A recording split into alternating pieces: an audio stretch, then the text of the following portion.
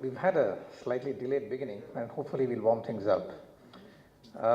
This is a seminar that looks at the financial sector and how it adds value to the economy. So you're midway through it, you had a set of sessions yesterday looking at reinsurance, you had looked at what credit rating agencies do, you looked at how agri-financing or food processing or that part of the supply chain can be looked at, and today you have a series of other sectors that work with the financial sector.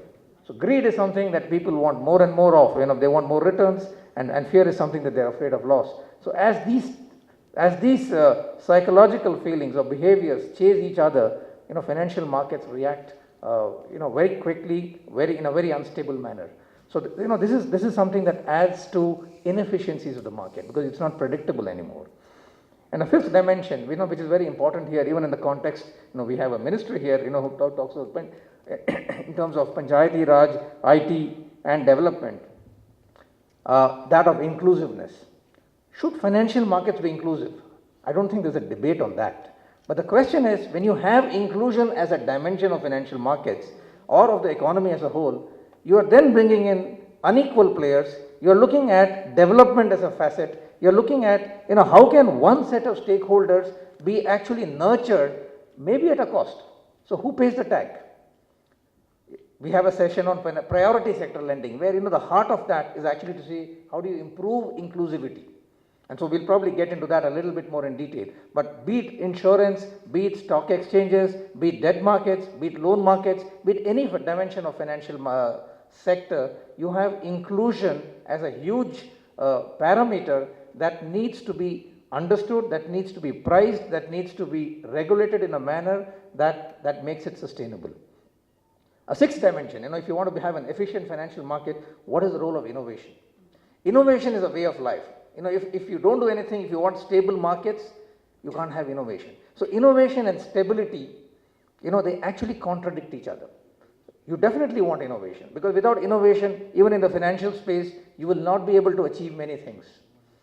But innovation actually runs at cross purposes, and we'll have sessions with regulators where we'll probably explore this in some more detail in the afternoon.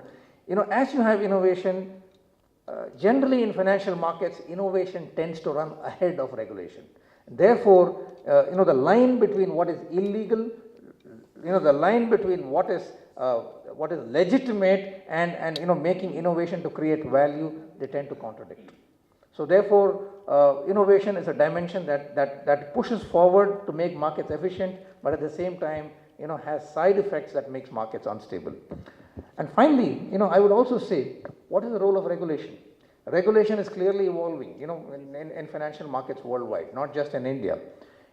How should regulators balance between stakeholders? Should regulators look at development or supervision, or how should they put the balance? So therefore, making markets efficient is not just about increasing transparency or making prices efficient. It's also carrying everybody along, ensuring that you have a stable place. So there's a bunch of contradictions that happens when one looks at regulation, that or what needs to be done to govern financial markets. Let me add another dimension to financial markets that has become intrinsic. You also have the minister as in charge of IT here in a very IT savvy and forefront place like Hyderabad. What is the role of IT in financial markets? Today, it is very hard to distinguish between financial services or banks or any financial services entity and IT companies. They are the largest users of IT worldwide. In fact, if you look at the last 30 or 40 years, the transformation, the fundamental transformation in banking or other financial intermediaries has happened not just because of financial innovation or domain related issues, but also because of the way that information technology has enabled design of products, delivery of products, and the way consumers interface with them.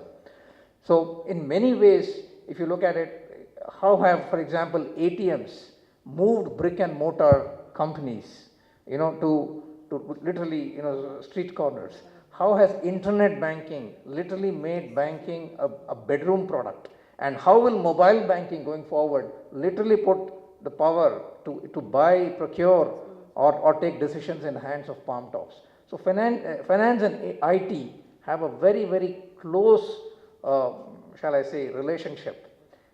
And if you start looking at where this is taking us, you have concepts like bitcoins.